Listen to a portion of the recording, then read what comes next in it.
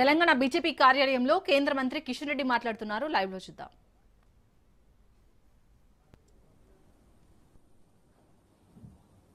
భూముల కుంభకోణం ఏమైంది?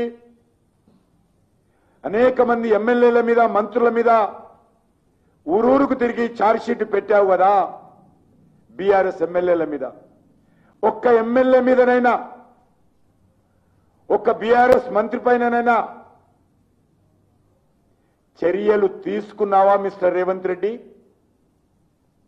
ప్రతి ఎమ్మెల్యే మీద ఊరికి తిరిగి అడ్డంగా మాట్లాడుతూ వీడు వాడు నా ప్రభుత్వం వస్తే వీని జైల్లో పెడతా, వాడిని బొక్కలో దోస్తా, వీని డబ్బులు గక్కిస్తా, ఎన్ని మాటలు మాట్లాడావు రేవంత్ రెడ్డి? మీరు నన్ను విమర్శిస్తారా?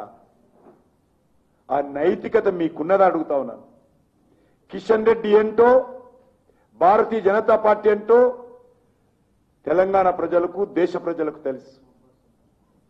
నాకు మీ సర్టిఫికెటో కేసీఆర్ సర్టిఫికెటో అవసరం లేదు. అసలు మీ మాట ఎవరైనా తెలంగాణ ప్రజలు నమ్ముతున్నారా? ఏ ఒక్కరైనా అసలు మీ పార్టీలో నీ మీద నమ్మకం ఉందా? మీ మంత్రులు నమ్ముతున్నారా? కేబినెట్ బయటకు వచ్చినాక మీ మంత్రులు ఏం మాట్లాడుకుంటారో ఒక్కసారి విన్నావా? మీ మంత్రులు బయట మిగతా పార్టీలతో కలిసినప్పుడు, మిగతా కార్యకర్తలతో కలిసినప్పుడు మీ మీదంగా ఏ రకంగా మాట్లాడుకుంటారో ఒక్కసారి అవగాహన చేసుకున్నావా?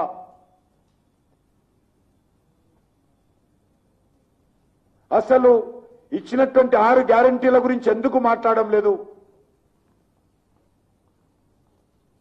ఈరోజు 6 గ్యారంటీలు పూర్తిగా వైఫల్యం చెంది ఒక్క గ్యారంటీ కూడా అమలు చేయకుండా 420 సబ్ గ్యారంటీల పట్ల పూర్తిగా తెలంగాణ ప్రజలకు వెన్నుపోటు పొడిచి దగా చేసి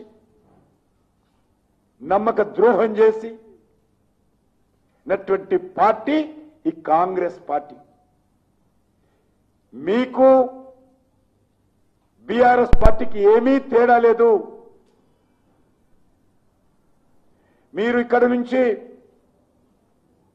తెలంగాణలో కాంట్రాక్టర్ల దగ్గర, రియల్ ఎస్టేట్ వ్యాపారస్తుల దగ్గర, ఫార్మా కంపెనీల దగ్గర, పరిశ్రమల దగ్గర బెదిరించి వేల కోట్ల రూపాయలు వసూలు చేస్తున్న విషయం వాస్తవం కాదా?